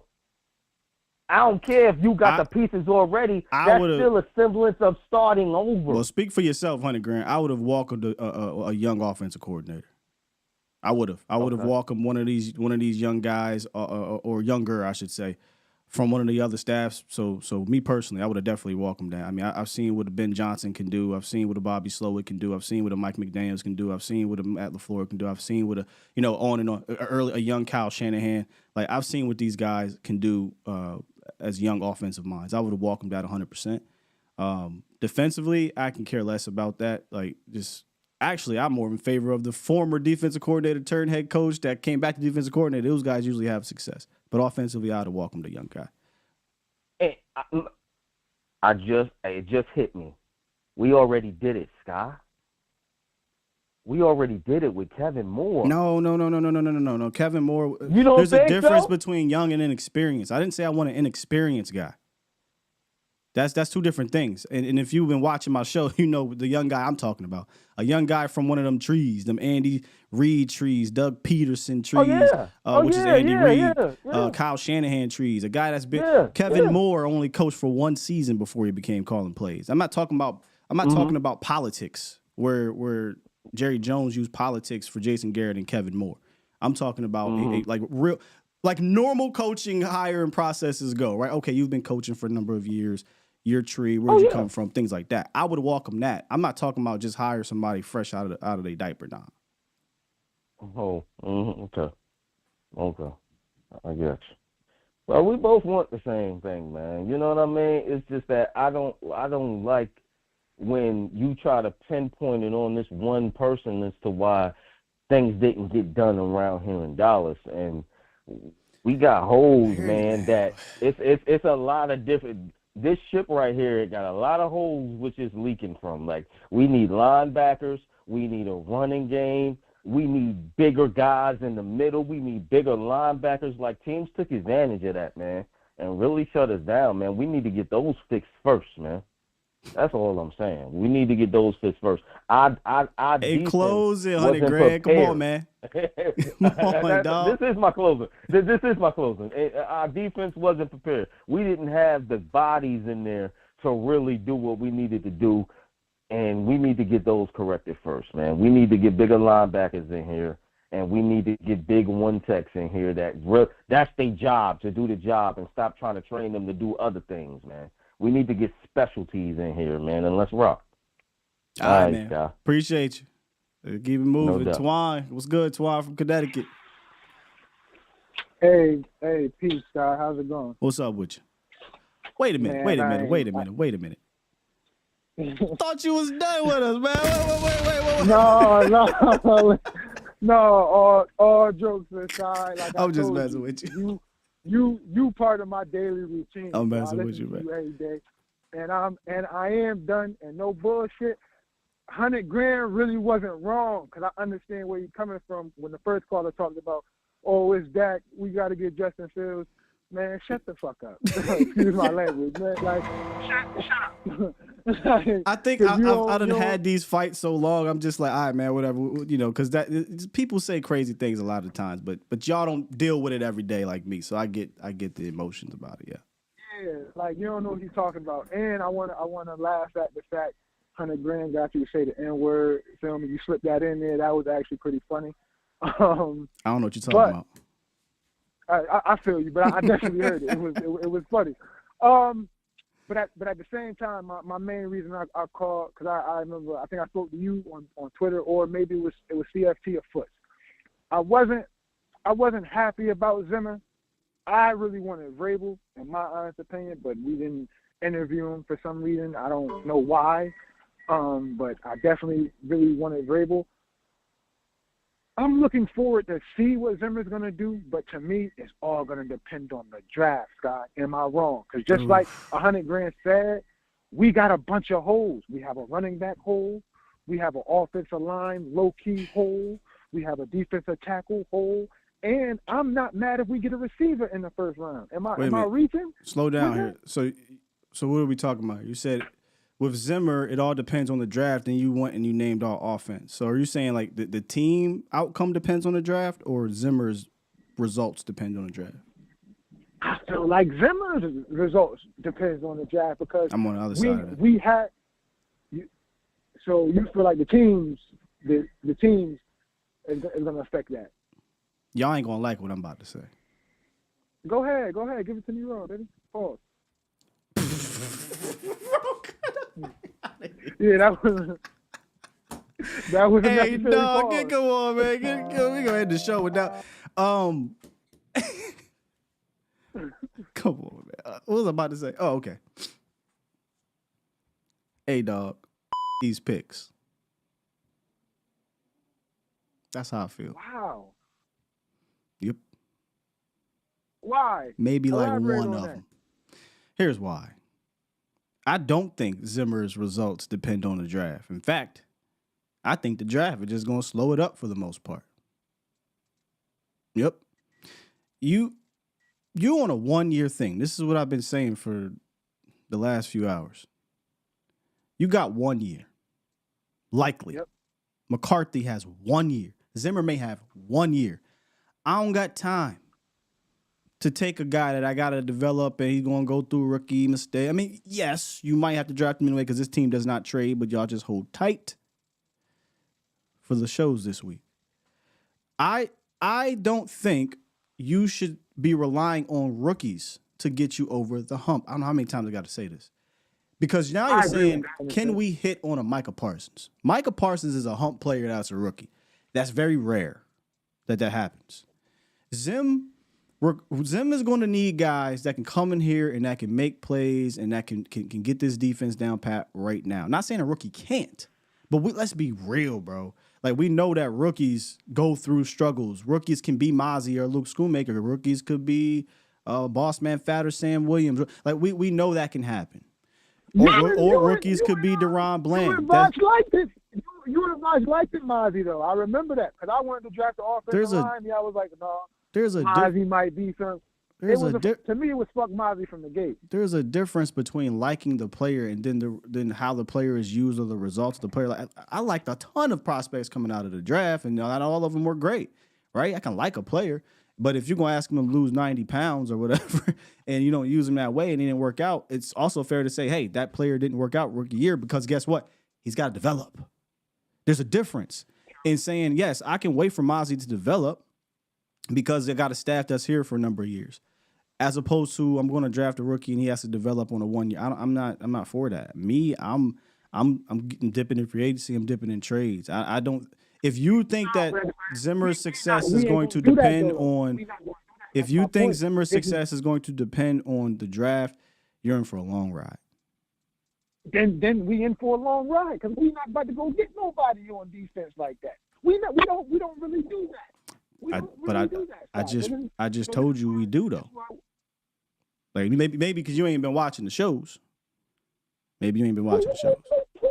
Who we got in on defense during free agency? Who? It's not so again, I don't know if you were here. In the first year under a new defensive coordinator, the Cowboys on average, they bring in an average of 8 defenders. I'm not saying these are going to be great players. All I'm saying is that to speed up the process of a new defensive coordinator, a new direction, the Cowboys have historically allowed their defensive coordinator to bring in guys. You would hope they would bring in more top-end guys, but fortunately for this team, you've got a quality, a pretty good amount of some top-end guys. You got a handful of all-pros over there and D-Laws and whatnot, right? So I don't think you need to go out and get a ton of them, maybe one. But then you need to supplement it with some role players, and that are going to cost you little target prices. So historically speaking, they do allow them to bring in guys. Will that happen? I'm not going to sit here and promise that to you, Twan. I don't know if that will happen, but for 4 straight new defensive coordinators, they've done it. Dan Quinn, Mike Nolan, Kiffin, and Rod. They've allowed these guys to go out and get guys. So hopefully that continues. All right. Well, in closing, I'm still gonna always watch the show.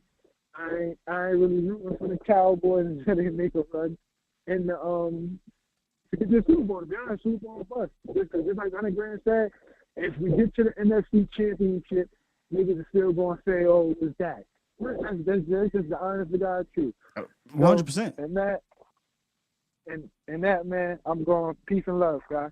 All right, man. Salute. I don't think the draft is going. Look, I don't want to be that guy. Foots is in the chat. We be doing draft shows and whatnot. And we're going to continue to do draft shows because the Cowboys are going to draft. They ain't going to probably trade these picks, but not the top picks. I would, but I don't think rookies is saving you here. Now, fortunately for the Cowboys, they don't. I know it sounds crazy. They don't have a ton of holes. They don't on defense. Like defensively, you need linebackers. You need defensive tackle play, and you don't need to go sign or trade for all pros to do that. You just don't. But you do need to get an upgrade from what you had. And I don't think that's particularly difficult to do at the linebacker position. So if they go out and they spend small amounts of money on the backer position, and we showed y'all, we did the not state of the union, we did the primer for linebackers. There were more. I only showed y'all 3 or 4. Four. There's a bunch, bro. There's so many linebackers that ain't gonna cost you a lot of money. If it'd be malpractice to not go get a couple or at least one. So you can go fill that position in free agency. You can make trades like you've done in the past. And then you can round it out by drafting if that's what they want to do. But me personally, that first or second or third round pick, I know we ain't got a bunch of picks. Hey, man, I flip it. For 1 year, you got 1 year to get this thing right. And everybody likes to go back and poo-poo on what the Rams did. Look at them now. Look at him now. Steven can't sell me nothing. He tried it. Remember, he tried to talk about the Raw. Well, now look at the Rams. You know, they don't got picks and they ain't got money. They're going to be in trouble. Made it right back to the playoffs, and they got like $40 million in cap, and they got their picks.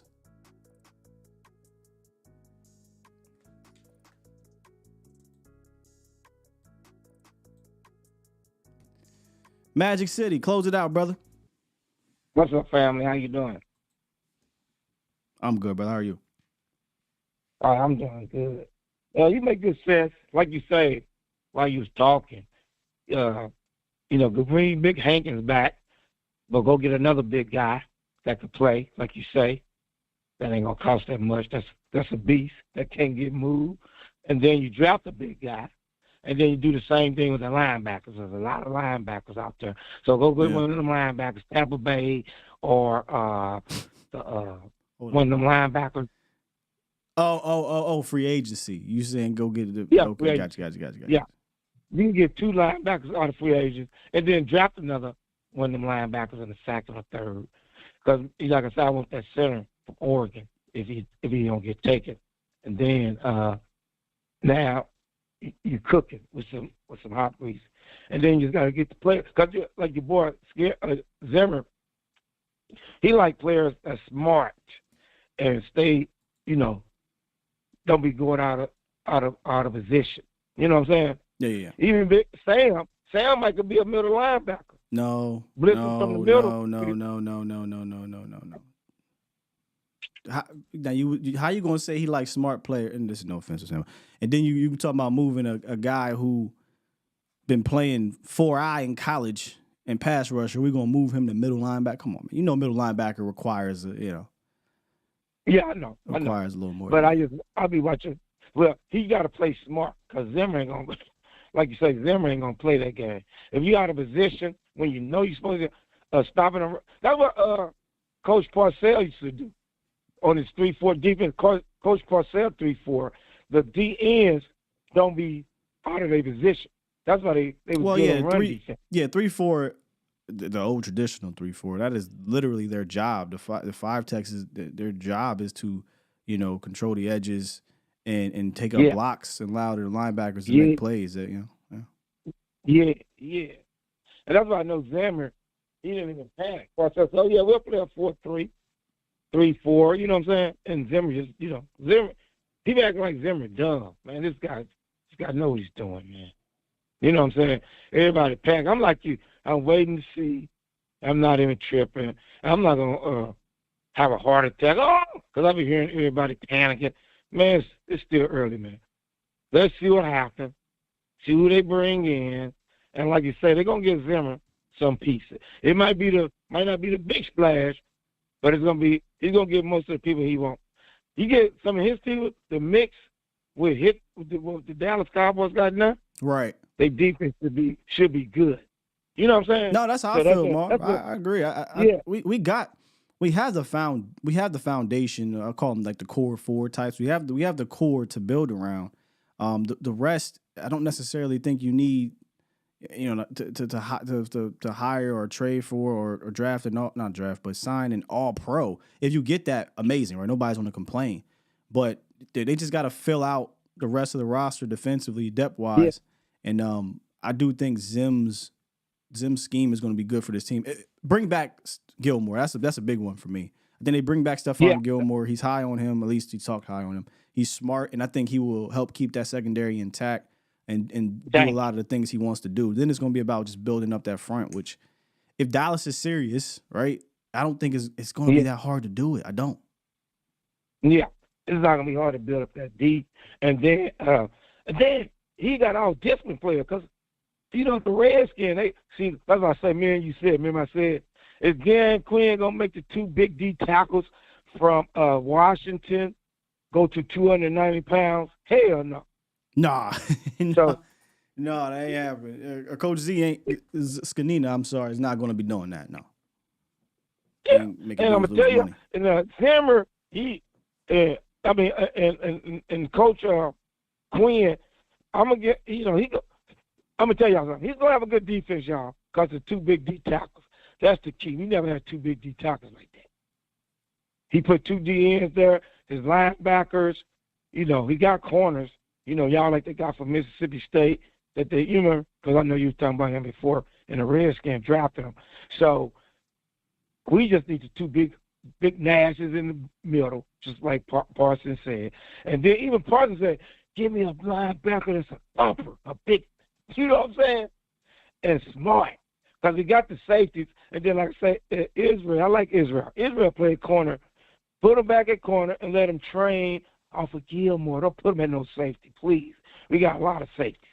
Let that man train all camp at corner. The kid run a 4.4 and he's 6'4", 6'3". Come on, man.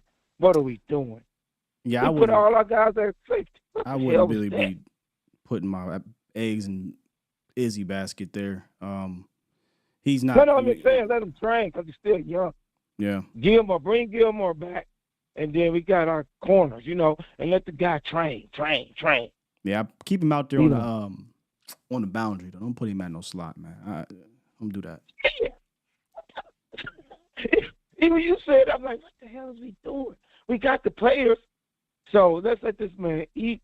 Feed that defensive coordinator. And then it was in the one show, it was like, is he going to be an ass kisser? No, y'all. No. He's not kissing the Jones' ass. I'm telling y'all right now. If y'all think Zimmer going to come here and kiss somebody's ass, y'all crazy as hell, man. Yeah, nah. He's going to do what he do. Yeah. I think they're going to let him. They're going to let him do what he needs to do. That just seems to be their MO in the front office. Like, if you really think about it, they really get handsy with the offensive staff. That's what they be on with. They get mad handsy with the offensive staff, and then with the defensive staff, they just let everybody do what they want. They let Mike Nolan of all people do what they want. Thank you.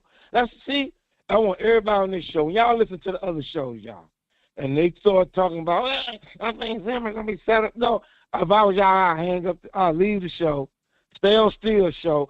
Steele just told y'all they're gonna let the defensive coordinator do what they want to do, y'all. That's why I'm excited. And that scheme is perfect for Parsons, D-Law. Oh, man, I was just watching the Minnesota film. I do think it's perfect for D-Law. I agree. Oh, even the Minnesota fans. And I'm telling y'all, some of the Minnesota players over there thinking, they were over there, and we go there with D-Law and all them. Man, I'm telling you, some of the Minnesota players already in their mind, when we going with Zimmer to play with D-Law and Parsons. Get the two big nasty, get the linebackers, veteran linebackers, y'all, and draft good. I'd like to get Daniil if we was really like throwing bread, which I don't think we're gonna throw that type of bread. But Daniil Hunter, would be perfect if they were going to move Micah off ball and put him at Will. But I don't think they're gonna do that though. I know. But he could play either both. I think he could play both Will and then the 50-50.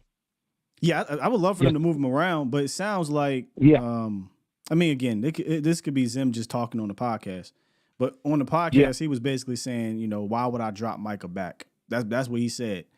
So it sounds like he's going to be using him again. Things can change. Things, but see, I see what you're saying. When he said that too, I said, well, I see what he's saying because how do their defense make you hold? I didn't know their defense was making you hold the ball that long. And we never do that. If we can make people hold the ball, shit, Michael might get 25 sacks. yeah. I mean, it's going to be interesting. So one thing I did learn about Zim is that he'll tailor some things around certain guys. So maybe he gets in here and he knows Micah is a different type of player, and he doesn't use him traditionally. So maybe he goes back to doing things he did in his rookie season. But that is probably number one. Like how is he going to use him? Yeah, and I like that though. He's going to sit down with Mike. I know they don't, man. I love what he plays deep. I didn't know I was watching the film like y'all do. I was like, man, I see. And he was making Rodgers. Only way Rodgers got passes on when the person missed the broken play. I'm telling you, man, his plays on broken. His coverages are to me the fun study. I love the split mug gap stuff. I love it, right? Like the blitzing and sending guys from the corner. Like that's all fun and dandy, fine and dandy. But you have to be able to defend it on the back end and allow the quarterback to hold the ball or make the quarterback hold the ball for the extra tick to get home. And Zim historically has done that. And I like if you bring back Stephon Gilmore, I like this secondary to be able to do what Zim wants it to do. I think the secondary will be fast track. I don't think there will be a crazy learning curve there. It'll be what type of backers will we bring in, we talked about the free agency primer. Those type of backers, the Josie Jules, I think is important. Aziz's, he's been around, and I think we talked about Tranquil. He's been around. I mean, he got a bunch though. We got other veterans out there. Blake Cashman's another one. There's a lot of linebackers, bro, that he could bring in here, and I'll have some more tomorrow too. And and Scott, like I said, I did one of y'all, and I said, man, let me watch these films. I said, damn, I ain't know Minnesota could cover like that. Yeah. I was like, and we got better corners. And I'm going to tell y'all something, y'all. This defense, it ain't about Gilmore and Diggs. This defense really going to help 26. Oh, my God. Oh, Bland. Bro. Oh, my God. Okay, so check it, Mar. I think they put Bland back in the slot. Bro can have at least 3 or 4 sacks because they're going to blitz him, and he might be top 3 in tackles for loss too because he's going to be. I think he's a better force defender in the slot against the run than Jay Lou. And Jay Lou was doing well. He was doing okay for his size, but he ended up being one of your better run guys. So they moved Deron Bland back inside. You keep Steph and Trey. I think. Trent McDuffie had one of those type of years in the slot. I think DB could have one of those type of years. I mean, he already had one of those type of years as a boundary guy. And to all the Cowboy fans, we still gonna be one of the top 5 in interceptions with this scheme with the corners we got. Oh my God! Now the safeties ain't got to play scared because they got to stay in their part. It's like me and Steele playing safety. I'm on the right side, on the left side. Do not be over there where Steele at, or I'm taking your sorry butt out of the game. Facts. That's what he's telling That's what him going to do, Facts. Mar. Yeah. You know what I'm saying? So I'm so excited, man, with this defense. It's the key. The big Nas is in the middle and get the in the linebackers, just like you said, Steele. And then McCarthy. I wasn't too mad at the running game, but I was mad at the running game because you kept trying to run number 20 up the middle when you should have been running plays like Kansas City, to the right, to the left, to the right, to the left. Come on, McCarthy, you better than that. Now, we had Derrick Henry, then you run him up the middle. You know what I'm saying? Yeah. Come on, bro. Yeah. Don't be doing that, bro. They need to get a run game coordinator on that, like a real one. Jeff Blasco is technically the run game coordinator, but I feel like he what he really doing? So, yeah, they need to get one of these guys from one of these other trees. Yeah, and they was talking about McCurley. I'm going to tell you, let me say it to everybody again, only closing. Zimmer is going to coach McCurley. He coached the coaches, y'all. McCurley is not going to be doing stupid. You say if he can't coach, it's like he brought me in and y'all don't know me and y'all pissed off. Zimmer is going to be coaching me to put his boys in the right spot. So I'm not worried about that. So we got the coach. Salute to Steel Show. Hit them lights, y'all. And I got optimism about my coaches. Let's go. Let's get it going, man. I'm excited. Magic City Mar, appreciate you, man. Salute.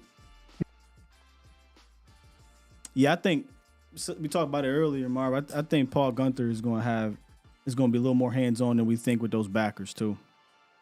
Yeah, kind of like George Edwards when he was here. He wasn't technically the linebackers coach, but that was his forte. So he was working in that room, and you heard Micah credit. He credited a lot of his learning at the linebacker position to George Edwards his rookie year, because that's where he was playing backer a lot. And then, you know, this past season they let him go, and McCurley kind of fully took over that position. And yeah. So I think Paul Gunther would be a guy that'd be in that room. Let's get to these super chats. A couple of them. Super chat. Jack dropped 2 and said, which running back? And y'all can participate too. Henry, Saquon, or Josh Jacobs. So the big 3. All of them. These are all good backs. I can give you pros and cons to all of them. Pro for Derrick Henry, he Derrick Henry. Con, he's got like 3,000 touches. So when that decline hit, it's gonna hit. But it didn't hit last year. Saquon's probably the most versatile. Huge boomer bust guy though. And then Josh Jacobs is just very sound back, kind of traditional. If you're looking for a more traditional guy. And so if you're asking me, I'd be happy with either one if they were happen to be on this team. But again, you give me a Henry, paired with a rookie back. I'd love to see what that's like. My only problem is, again, I keep coming back to it. Are we going to change our scheme? Are we going to get better at it? That worries me a bit. And if you say, well, nothing's going to change, we're going to be mediocre or bad as a run blocking team, and we're not going to have a better run scheme,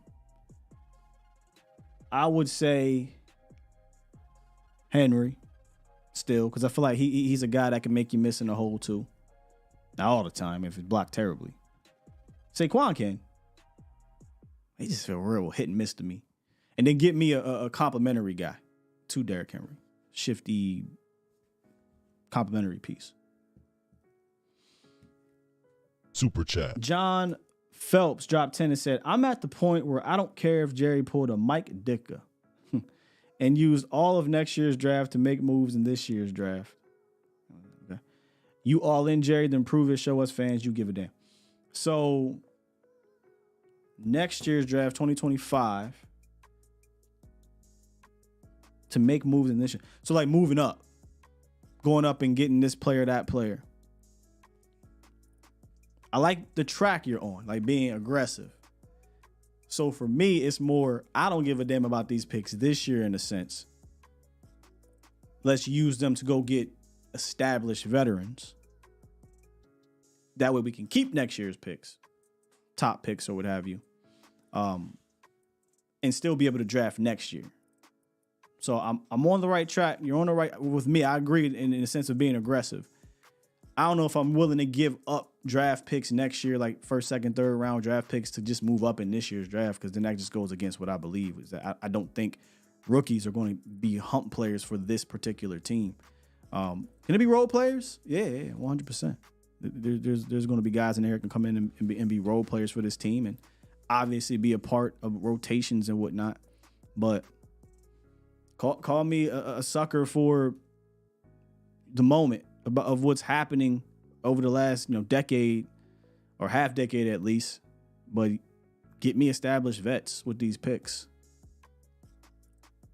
If we're going to trade picks, if you ain't going to dance in free agency, Go get me some established guys, man. Let's roll. Let's go win this thing. Because you're going to need all the dudes to overcome them being scared to do other things. Because draft is strictly draft and develop with the way things are working from the front office down to coaching. That's just not going to be enough. Unfortunately.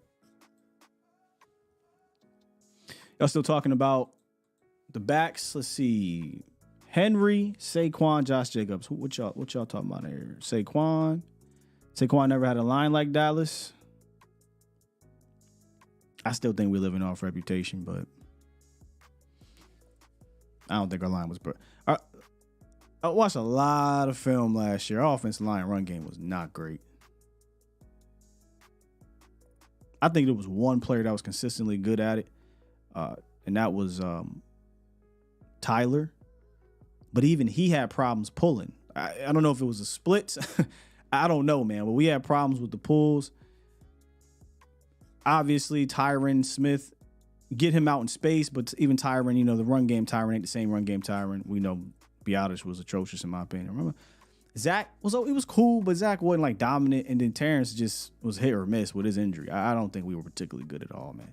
And that's why I felt like we needed their scheme to help it. More window dressing, more zone concepts, possibly if they could handle it. More to help these running backs, man. So that's why I said if we just blocked the way we blocked last year, bro, and we call it the way we called it last year, I don't have much confidence.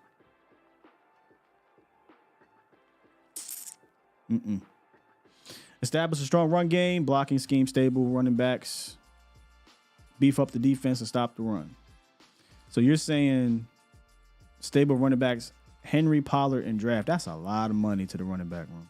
I don't think it's necessary. I would rather use that money to go get backers and defensive linemen. Yep.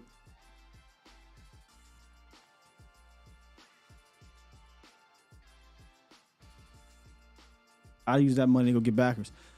Even if you say, okay, well, we're going to low end of Derrick Henry, which is roughly 4 million, 5 million, right?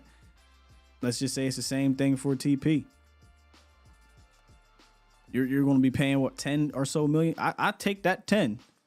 Either go get me a multiple players that are at the linebacker position that we talked about, defensive line position, make a trade and use that bread because no offense, I know a lot of people, it's running back at the end of the day. And the running back situation to me far more depends on blocking it up and calling it. And then obviously the back. So I think that's a fun discussion to have. Would you rather have the back, the name of back, or would you rather have backers, defensive linemen that you can get that are quality players for that price? Yeah, I would replace TP with a rookie, personally. How many established vets do we need? I don't see us needing to get rid of priority picks to get someone worthwhile. The time to be aggressive is free agency. Don't need to trade all your picks. I agree, free agency, dip your toes in that. I'm just saying I dip my toes in both. I would. And I got some tomorrow. And I don't think you're going to need to trade your 1s and 2s to do it. However, if they say, so-and-so is available and this guy is like that, you can have my first round pick. What's old boy's name over there in Carolina? The defensive tackle. Not Derek Brown. Is it Derek Brown? I think it is Derek Brown. If they want him, if they say he's available and we got to give up a premium pick, immediately they getting that premium pick. You know what I'm saying? Immediately. So I do think it depends on the player. And I got some for y'all tomorrow. That'll be a part of our that'll be a part of our show tomorrow. So make sure y'all tuned in, man. Not Brian Burns. I think it's Derek Brown. I think it is. Now Burns is he's the end. I'm talking about the tackle. The tackle that was ragdolling Zach Martin when we played him. Yeah.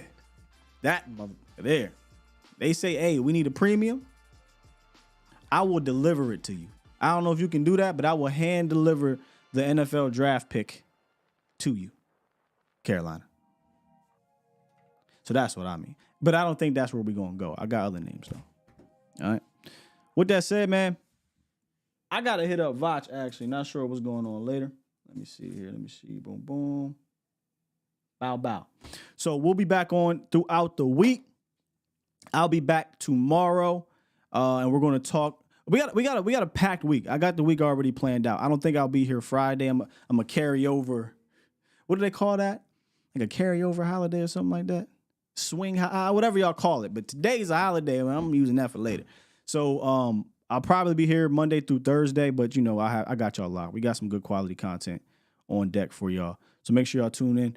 Mo will be on later with his A to Z Sports Prime Time. And check out all of his work on A to Z Sports Dallas.com. With that said, press this button. Push the goddamn button. Push the goddamn button. I ain't got that. Not that one. That one. Goddamn. There it is. Floating holiday. I'm floating that thing to Friday. Because I ain't going to hold you. I forgot. I'm putting together the show this weekend. Woke up this morning like, President's Day. Oh, we off? I'll be off Friday. We out here. Love y'all. Peace.